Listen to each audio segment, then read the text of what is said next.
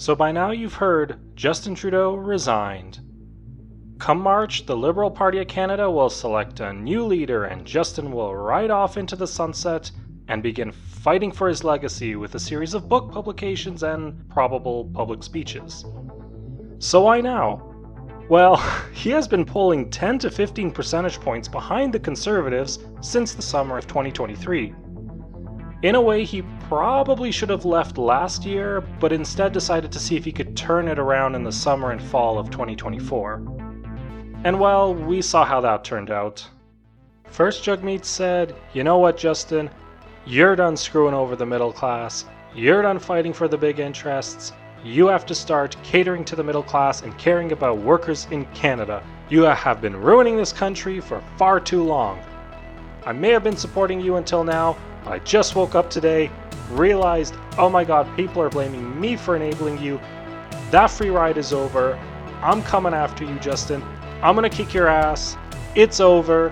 And when we go into the House of Commons and it's time for no confidence vote, I will immediately fold and vote in favor of you." Yeah, he just straight up just caved. Like, he was acting all tough one week and then the next, boom, right back to supporting the Liberals. But what about the Bloc Québécois? Surely these guys will take this opportunity to take off the gloves and smack Justin straight in the jaw and tell him, no, we're going to go to an election, we're going to kick your butt, or sorry, on va botter vos fesses, or however you say it over in the cheese curd land, and then guess what happened? They supported Justin as well.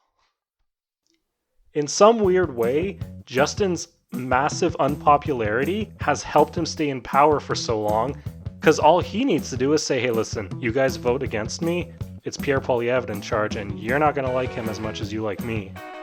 Okay, but his party's at least behind him, right?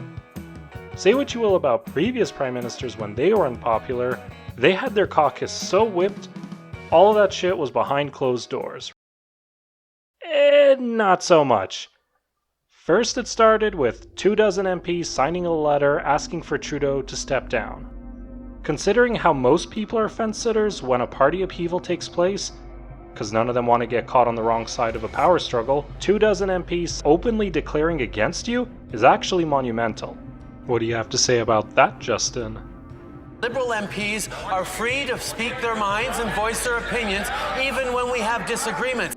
Still, it seemed like maybe Justin could still cling on to power, right up until, well, his cabinet started falling apart and his most trusted lieutenant stabbed him in the back.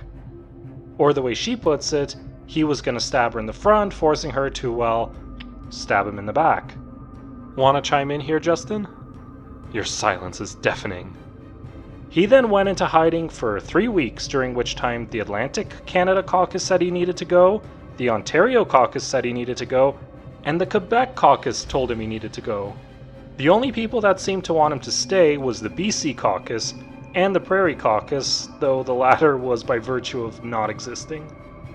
So this got me thinking, how often does quitting less than a year before an election actually work out well for the party and their successor?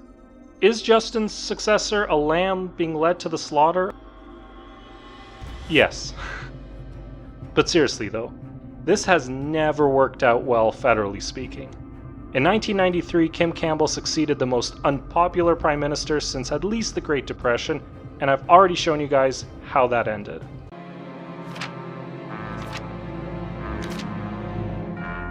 That's enough! That's enough! In 1984, Old Man Trudeau called it quits on February 29th and was replaced by John Turner. Even though both Turner and Campbell saw initial popularity boosts after taking office, neither one was capable of overcoming the baggage of their predecessors.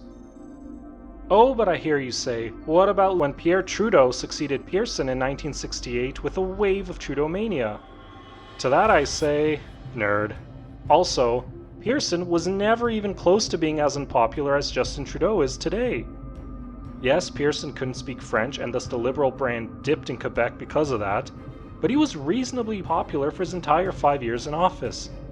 Therefore, all the Liberals needed was a charismatic French Canadian and they were back on their feet. Not really the same scenario we find ourselves in today. In fact, the best case scenario I could find was in 2003, when Jean Chrétien was finally ousted by Paul Martin after a party revolution. I know I'm not the first person to draw this comparison. Martin went on to win a minority in 2004 before losing to Stephen Harper almost 2 years later. The only issue with this comparison is that while the Liberals were on a mission to rip themselves apart in the early to mid-2000s, the party remained stupidly popular. I mean, they were polling in the mid-40s to low 50s for 5 straight years. An apt comparison would be if these two numbers were swapped and it was the Liberals ahead by 20 points in the polls. Then and only then does this comparison make any sense. And yes, the sponsorship scandal knocked a solid 10 points off Paul Martin's ratings, but he got to steer a ship that was only grazed by an iceberg at first. Justin's successor will have to steer a ship that's 3/4 underwater. So whoever takes over has an impossible task ahead. It could be Chrystia Freeland, even though I think she made one too many enemies in the party, and thus I don't think they're going to want her to lead it. Or it could be the savior that the news does not shut up about, Mark Carney. He's been twerking for the role for a while now, but nobody outside Ottawa and Bay Street knows who the heck he is. For the record, he is a former central banker. You know, nothing gets the progressive movement going quite as well as a central banker with zero political or activist experience. Hey guys, do you want to talk about quantitative easing? I guess the logic here is that the business community might prefer him to Poilievre, but it's going to be hard to out-tax cut and out-deregulate the Conservatives. Carney is not Paul Martin. If I can make a recommendation, dear Liberal viewers, go with Christy Clark, the former Premier of British Columbia. Hear me out. Not only does this break the stereotype that all Liberal premiers need to be from the East, but the Liberals need somebody who can reverse a 20-point deficit in the opinion polls.